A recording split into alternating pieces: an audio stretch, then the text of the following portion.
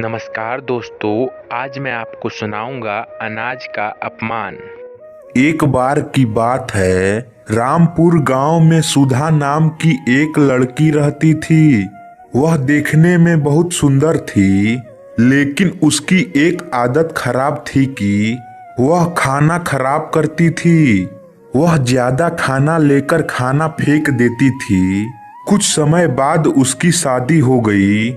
उसकी सास ने उसको तिजोरी की चाबी और बाकी सभी जिम्मेदारी सौंप दी और बोला कि वह अभी तक अच्छे से घर चलाती आई है, अब सुधा को सही से घर चलाना है। सुधा ने अपनी सास की बात को कबूल किया। सुधा इसके बाद अपने पति से बार बार कभी चीनी, कभी चावल और कभी दाल मंगवाती थी। जब उसकी सास को इस बारे में पता चला तो वह सुधा को बोली कि तुम महीने भर का राशन एक बार में क्यों नहीं मंगवाती। सुधा ने बताया कि वह एक साथ मंगवाती है, लेकिन वह कम पड़ जाता है। सुधा की सास ने इसके बाद पता लगाने के लिए राशन कहाँ जाता है, रसोई में थोड़ी नजर रखनी शुरू कर दी। कुछ दिन रसोई में देखने पर उसको पता चला कि सुधा ज्यादा खाना बनाती थी, जिससे बहुत सारा खाना फ्रिज में पड़ा रहता था। उसने सुधा को खाने की अहमियत के बारे में सिखाने की सोची।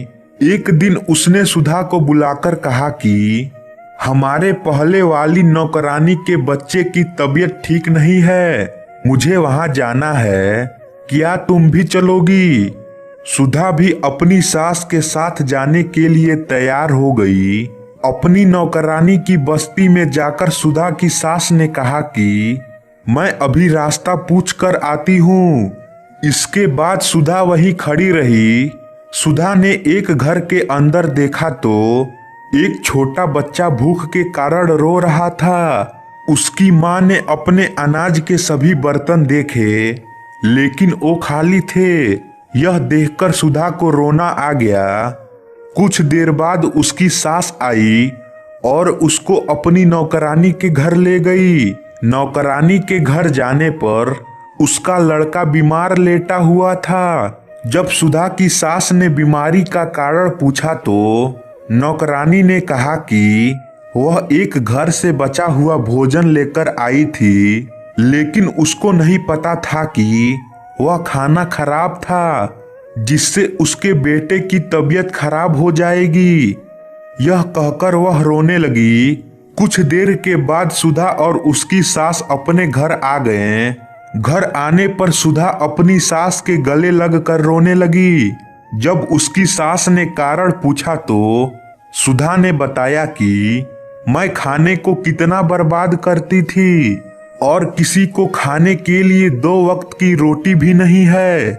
उसने कहा कि अब से वह खाने को कभी बर्बाद नहीं करेगी। सुधा को खाने की कीमत महसूस होने पर उसकी सास खुश थी। तो दोस्तों, आशा करता हूँ यह कहानी आपको अच्छी लगी होगी, तो इसे लाइक करें और हमारे चैनल को सब्सक्राइब करें। धन्यवाद।